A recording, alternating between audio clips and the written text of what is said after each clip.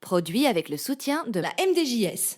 Vous êtes bien sur Radio Ma'arif et bienvenue pour un nouvel épisode de votre podcast Icônes. Vous connaissez le principe, ce sont 30 minutes qu'on va consacrer à 2 icônes marocaines. Et pour ce faire, on a 2 invités, 2 passionnés. À mes côtés, j'ai Rim El Khalidi, qui est la fondatrice de Lumnes, le magazine digital, qui est également productrice de concerts avec Encore et bien d'autres choses.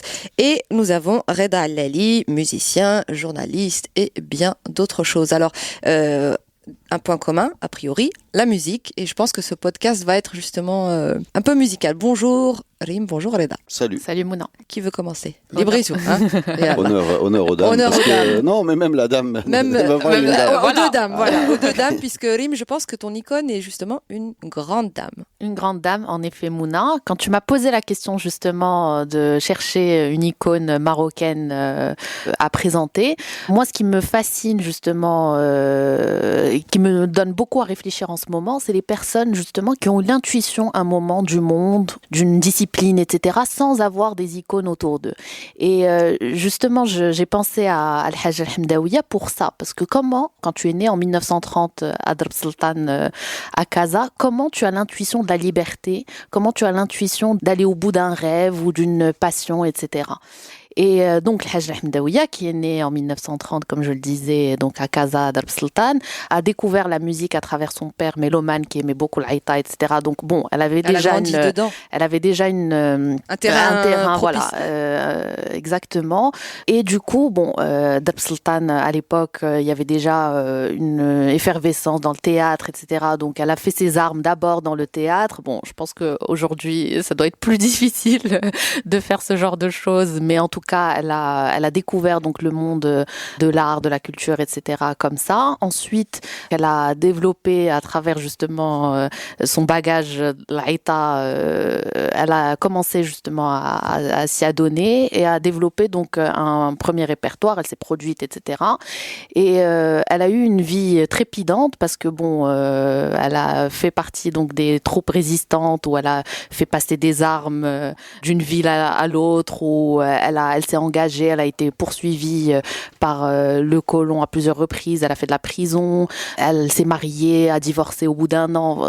On parle des années 50, donc elle a eu une vie incroyable de ce point de vue-là. Elle a été la première à se produire avec un orchestre réellement et donc à réhabiliter les arts populaires dans une structure, etc., plus, j'allais dire, académique, plus classique, etc.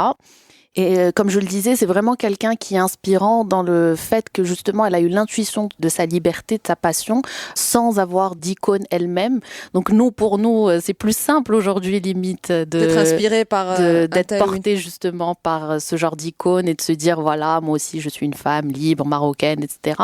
Mais avoir ces considérations-là dans les années 50, c'est beaucoup plus rock'n'roll. Elle a démarré à quel âge? Parce que c'est vrai qu'on a l'impression d'avoir Highlander, la version féminine de Highlander. On a l'impression qu'elle est là depuis toujours, qu'elle a toujours eu cet âge et cette aura et tout ça. Mais à 17 ans, 18 ans déjà, elle a démarré avec le théâtre. Ensuite, 22, 23 ans, elle a eu le temps de se marier, de faire un enfant et de divorcer et de démarrer donc sa carrière de chanteuse. Après, elle a eu des problèmes donc avec les Français ici, donc elle a été poursuivie à plein de reprises. Elle a fait un peu de prison, donc elle est partie en France pour travailler à Paris. Elle s'est produite même dans les cabarets, donc rue de la Huchette, etc.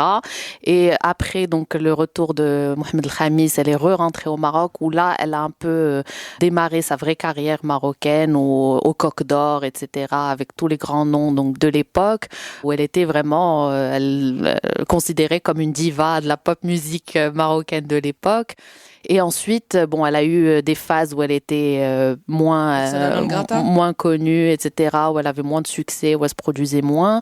Et ensuite, elle a été donc réhabilitée par le roi Mohammed VI. Donc, c'est pour ça qu'on l'appelle la diva des trois rois, parce qu'elle a connu les trois. Et elle a eu donc des hauts et des bas, forcément. Elle a eu une vie trépidante à plein d'égards. Et elle est toujours là. Elle est rock'n'roll avec des positions très à contre-courant souvent. Et voilà. C'est vrai que c'est une icône, je veux dire, incontestable. C'est limite, on n'a pas besoin de le dire, mais c'est vrai que ce qui est drôle, contrairement à d'autres, c'est aussi une icône de cette ère. C'est l'une des rares à investir aussi le monde des mèmes et des trolls. Et elle est dedans, quoi. Je veux dire, elle a rien raté. Alors qu'il y a d'autres icônes qui sont un peu figées dans le temps. Elle, en 2021, elle est d'actualité, quoi.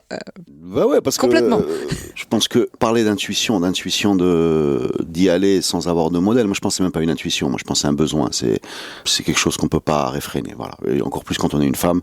C'est déjà la masse des obstacles qu'on a franchis en étant un homme spectaculaire, en étant une femme, j'imagine que ça va être le double ou le triple. Donc c'est pas vraiment une volonté ou une intuition, c'est juste qu'on peut pas faire autrement à mon avis. Et je pense aussi qu'il y a toujours eu des icônes, femmes ou hommes, peut-être qu'ils sont pas arrivés jusqu'à chez nous, mais je pense que dans l'entourage, même de l'Hajj al-Hamdawiya, même dans les années 30, il y a dû avoir des dames, exactement. Peut-être que leur nom a été oublié, mais il y a jamais eu, à mon avis, une période de l'histoire du Maroc où il n'y avait pas des gens comme ça qui secouaient la société par la puissance de leur art. Deuxième chose que j'ai envie de dire, c'est que tu parlais d'icônes, mais parce que tu sais, parfois je parle de l'ADN, notre ADN culturel, qui est notre ADN un peu musical, et oui, elle fait partie des séquences de cet ADN, avec Rouisha, avec d'autres, mais vraiment c'est pour ça que elle est devenue une icône, parce que les gens l'ont décidé, c'est eux qui vont faire les mêmes, etc., dont tu parles. C'est pas elle qui va avoir un service. Oui. Et il y a quelque chose de très puissant dans la façon dont les Marocains se sont appropriés cette dame, et ils la maintiennent dans l'actualité. Voilà, elle a toujours été là, et il y a quelque chose de touchant, de spectaculaire et de remarquable dans cette carrière-là, parce que je peux vous dire que chanter tous les soirs dans des cabarets dont tu parles, on est dans la performance physique, quand même. On n'est pas. C'est de l'athlétisme. Voilà. On voulait faire un podcast sans sport, mais je crois qu'il y en a un petit peu ici, quand même. Oui. D'ailleurs, on va peut-être écouter un petit morceau avant de reprendre.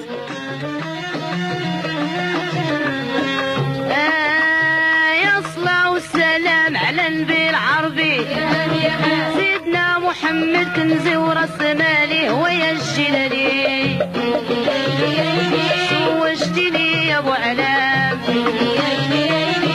تجليش في الرخام السلام على النبي العربي. Donc iconique Hajj al-Hamdawiya, et c'est vrai qu'elle fait partie, je pense, du... Et puis il y a aussi un truc jubilatoire quand tu t'approches d'elle, c'est avec quelle, tu parlais de rockstar, avec quelle décontraction elle envoie balader tous les carcans, tous les carcans qui enferment la femme, en particulier marocaine, dans un rôle un peu figé. Développe. Ah non, je peux pas développer, mais je peux te dire qu'elle ne s'embarrasse pas de ne pas très intéressée par ce qu'on attend d'une femme ou d'une... Voilà, exactement. Et c'est jubilatoire à voir. C'est magnifique. Voilà. Faites ce que vous voulez, pensez ce que vous voulez. C'est magnifique. C'est incroyable. Et c'est vrai que de la voir aussi à la télévision, c'est vrai que ça date il n'y a pas si longtemps que ça, de la voir à la télévision. Mais la télévision, elle va te lisser le discours, parce que il y a une espèce de puissance de la caméra, de l'accueil, de l'gelsad, de l'éclairage qui fait la que... posture est... Voilà, بغيتي ولا كرهتي كتوصل تما كتجلس بسم الله الرحمن الرحيم voilà etc. بغينا نشكروا الجمهور الكريم ما عندك ما دير. Mais si tu débranches ce truc là dans la vraie vie, waouh, tu vas passer une meilleure soirée, fais-moi confiance. Non mais elle gagnerait à avoir un vrai biopic, soit en livre, soit en film. Ou un podcast. Ouais, franchement, minimum. Mais est-ce que c'est vrai qu'au final, on a tous des images d'elle quand on pense. Mais est-ce que vous avez des souvenirs particuliers d'un moment de votre vie qui estampillé Hajj al-Hamdawiya, je sais pas, ou je défie n'importe qui d'écouter les premières notes d'une chanson d'Hamdawiya, de pas vouloir soit se lever, danser, etc. Et je pense que pour le coup, c'est intergénérationnel, toutes générations confondues. On a tous ça un peu en nous. Donc vraiment, ça réveille l'Aïta en nous. et si je te demande de répondre avec ta casquette de musicien, de l'avoir vu par exemple sur scène, est-ce qu'il y a des souvenir? Elle était programmée avec Sheikh Harimiti, et elles se sont tombées dans les bras l'une de l'autre, je sais pas comment on dit, parce qu'elles se connaissaient. C'était un super moment d'avoir ces deux dames. Waouh, c'est Ces de deux dames sur la même rockstar. scène. Ouais, c'est le festival de Casa, je pense 2006 ou 2005. C'est d'avoir ces deux dames sur la même scène qui s'appréciaient, se connaissaient. C'était un super moment. C'était un super moment. Voilà. Le public aussi devait être, Ah ouais, devait mais être en c'était liesse. émouvant. Ouais. Voilà, c'était émouvant. C'était émouvant. Magnifique, magnifique. Bah, en tout cas, voilà, je vais pas poser la question, est-ce que c'est une icône, parce que je pense que ce serait un affront. Ce que dit Reda justement sur l'émotion, je connais pas sa vie personnelle, mais je me doute, j'imagine tout ce qu'elle a dû subir en tant que les blessures personnelles, etc., qu'on connaît pas, parce que nous on connaît la façade de la diva, etc.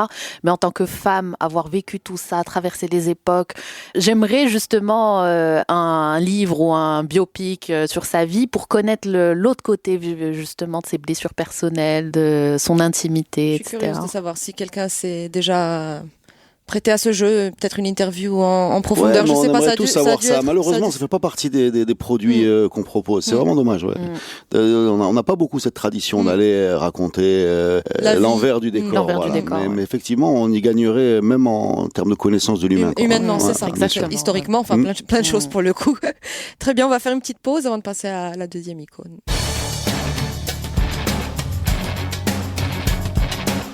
Alors, transition en musique, on passe de l'icône des icônes Haja Hamdawiya à une deuxième icône, Reda. Qui as-tu choisi? Une famille d'icônes, les frères Bouchnaq.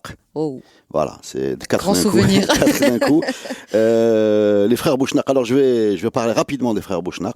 C'est des Jean Doujda, il y a Hamid, il y a Omar, il y a Mohamed, l'Arjmou qui est décédé à 50 ans, il y a pas très longtemps, il y a Reda.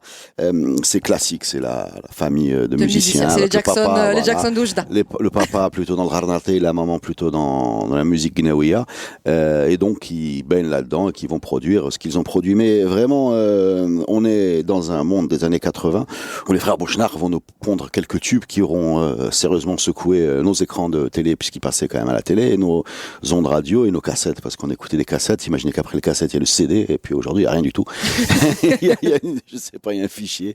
Enfin bref, toujours est-il que moi, je voudrais pas tellement vous parler des frères Bouchnaq, parce que on connaît leur tête, on connaît leurs chansons, mais je voudrais quand même qu'on décortique leurs morceaux. Leurs morceaux phares, Je pensais que tu allais t'arrêter à Hamid Bouchnaq, qui finalement est le plus connu pour des raisons. Oui, mais parce j'ai qu'il vraiment est- envie de me plonger dans ce rail des années 80, 86 de tête et de vous faire écouter Hiya, Libya, et on va l'écouter tout de suite. hein.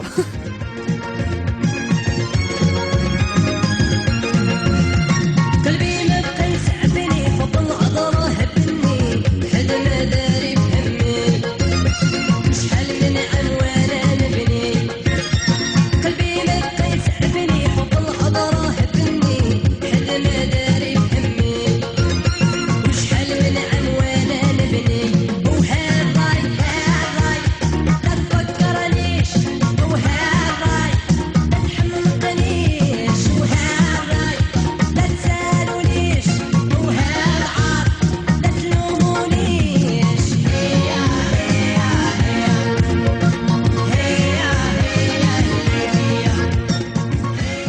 Voilà, alors vraiment, j'insiste, parce que pour moi, c'est la matrice. C'est la matrice, c'est un chef-d'œuvre. Voilà, c'est un chef-d'œuvre. Ça va influencer des dizaines de musiciens, dont moi d'ailleurs. C'est avec Raina Rai et d'autres quelque chose qui est très important dans l'évolution de ce qui se produit chez nous. Alors pourquoi c'est très important? Alors déjà, comment c'est fait? C'est fait avec un rythme qu'on appelle le 6-8. Le 6-8, c'est le tchak, tchak, tchak, tchak, tchak, tchak. Voilà, c'est un rythme ternaire. C'est un rythme ternaire qui vient d'Afrique de l'Ouest et qu'on trouve beaucoup au Maroc et en Algérie. C'est un rythme qui disparaît en Tunisie, qui a quasiment plus en Égypte. Et c'est vraiment pour moi la fréquence de résonance du Maghreb. C'est-à-dire que quand tu tapes ça, automatiquement, les gens se lèvent. Voilà. Et tu le retrouves chez les Gnawa, tu le retrouves l'Areta, tu le retrouves. C'est vraiment, il est très important ce rythme parce que les gens n'en ont pas conscience. Ils ont l'impression que c'est quelque chose de banal ou d'arabe. Mais non, en fait, c'est vraiment, c'est-à-dire que vous allez le trouver au Burkina Faso, vous allez le trouver au Mali beaucoup, voilà, etc. Mais vous n'allez pas le retrouver en Tunisie. Il commence à disparaître. Donc, vous pouvez jouer avec des qalaqab, vous pouvez jouer avec des bendir, vous pouvez jouer avec des tam-tam, vous pouvez faire ce que vous voulez. Vous pouvez le jouer à la main, exactement. Khalam Rakchi à l'utilise, etc. Donc, eux, ils vont taper dans ce rythme-là qui est typiquement maghrébin et africain. Et donc, déjà, ça te garantit, avec ce tempo et ce rythme, une authenticité. Voilà, tels des chiens de Pavlov, nous levons. nous levons. Et nous bavons. Alors, deuxième, donc on est toujours dans la matrice, comment il fait ce morceau. Donc tu as la fameuse intro. L'intro, c'est super important. Rainara, il la faisait avec une guitare électrique. Il y a énormément de trompettes aussi qui jouaient du côté d'Oharan pour faire des intros comme ça. Bouchnard en fait intervenir le synthé. Alors l'intro, c'est très important, ça doit être catchy. C'est-à-dire que tu dois pouvoir chanter l'intro, même si c'est un instrument. Alors ça marche très bien, super bien foutu. Dès le début, tu es heureux, et on arrive au premier couplet. On parlera des paroles plus tard, qui est suivi, donc vous savez tout ce que c'est qu'un couplet, qui est suivi par ce qu'on appelle un pont. Alors c'est quoi un pont? Alors c'est là où c'est intéressant, parce que couplet, pont, refrain, c'est la structure occidentale. D'accord. Voilà, les musiques traditionnelles marocaines n'ont pas couplet, pont, refrain.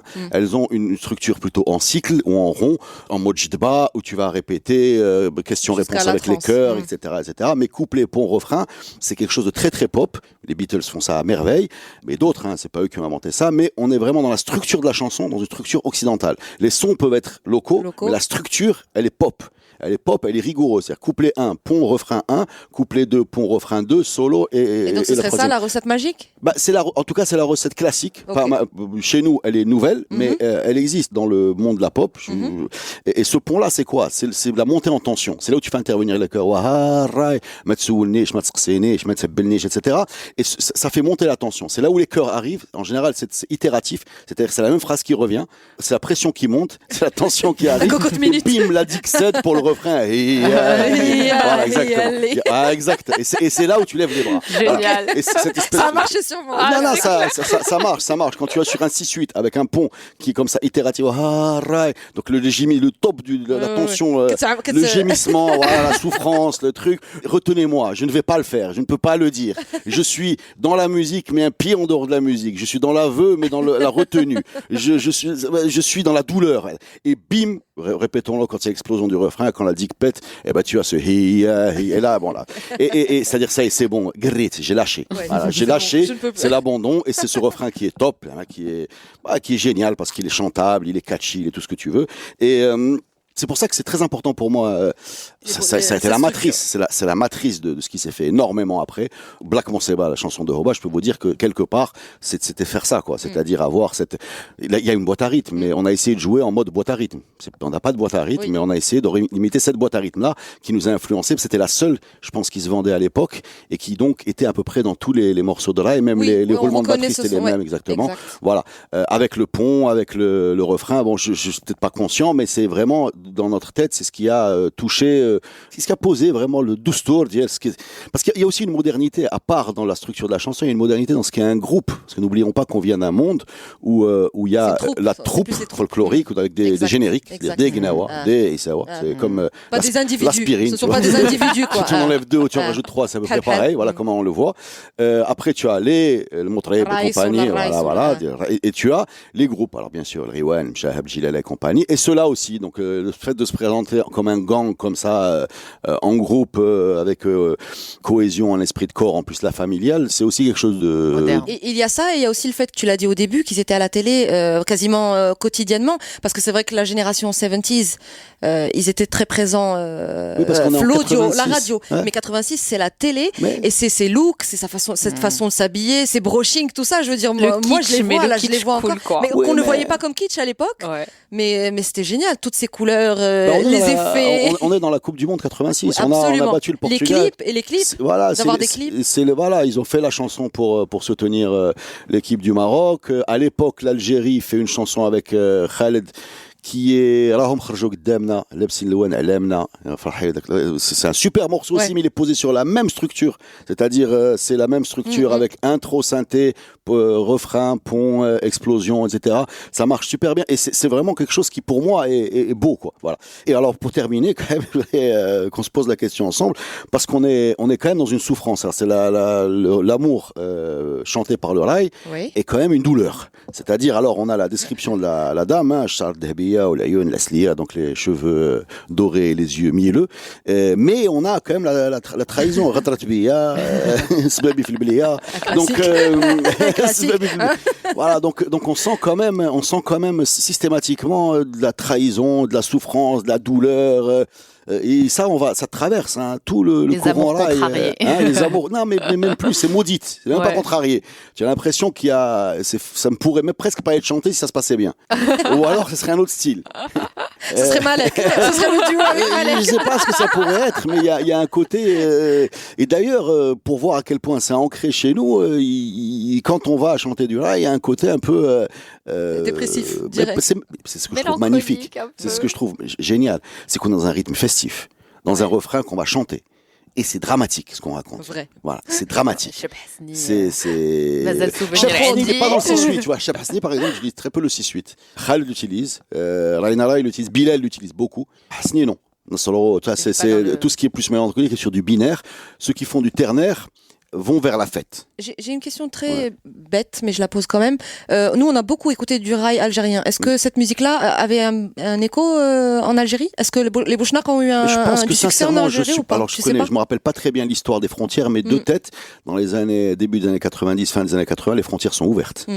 Il y a même le festival de Saïdia de Rail où tu vas voir venir Des têtes d'affiche des deux Tu as côtés. Qadr aussi. Et Oujda et Ouaran, il faut le dire, Oui, c'est c'est jumelles. des Ouais. villes jumelles. Ouais. Donc on n'est pas dans une logique de drapeau par. Non, je parlais pas de drapeau, vraiment pour savoir s'ils Non, ont ils été écoutés. Est-ce que c'est des stars de oui, l'autre bien- côté aussi ou pas, Je les pense, Bouchnaks? écoute, comme les grands chanteurs de la algériens sont des stars au Maroc.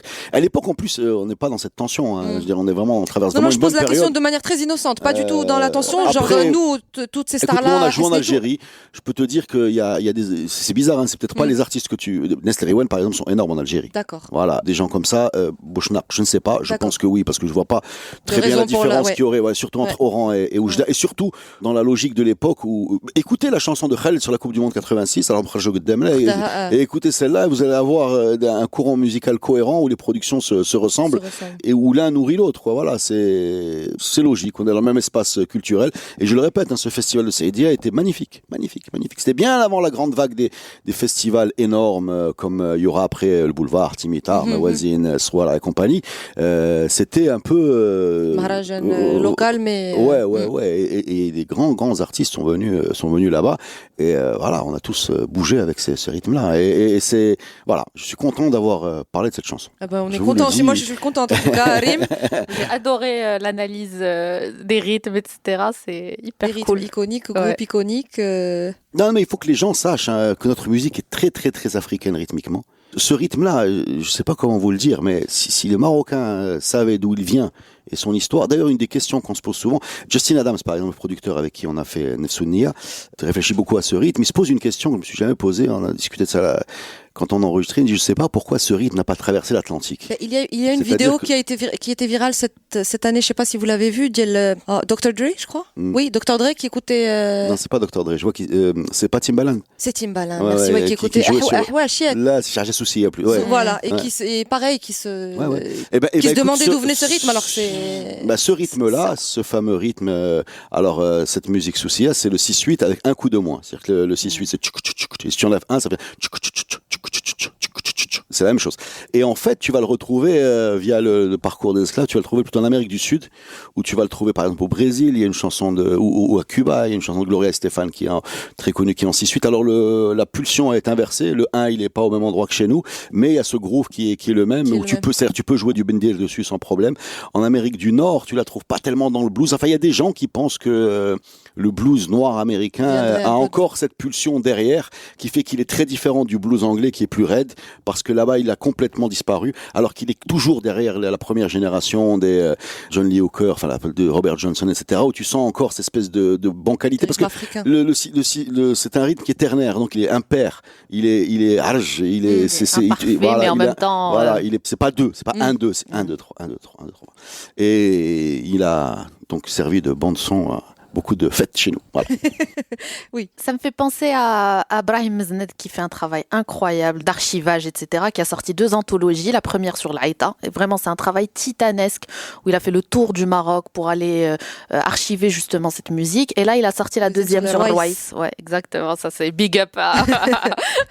Et voilà. Petit clin d'œil à Brahim Meznet, donc. Ouais, mais il est temps de documenter tout ça. Documenter tout ça. Voilà. Alors, je vais vous prouver maintenant, pour terminer, parce qu'on est quand même chez nous. Ah oui, un peu. Exactement. Je vais vous prouver. Alors, ma grande théorie aussi, c'est qu'une bonne chanson, la preuve d'une bonne chanson, c'est que n'importe quelle espèce de cover marche.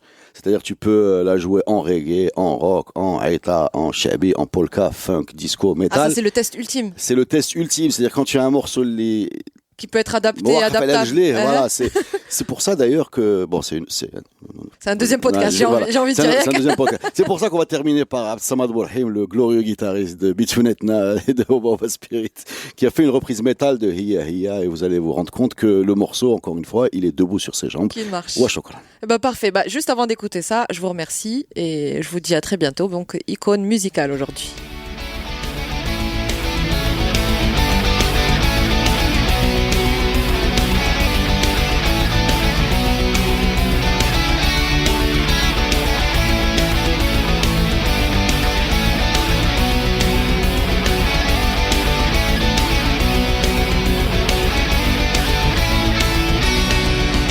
قلبي ما بقى يسعفني حب العطرة هبلني هد النادي بهمني شحال من عام وانا نبني قلبي ما بقى يسعفني حب العطرة هبلني هد النادي بهمني شحال من عام وانا نبني وهالراي لا تفكرنيش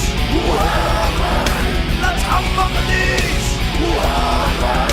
لا تسالونيش لا تلومونيش هي هي هي هي هي الليبيا هي هي هي هي هي الليبيا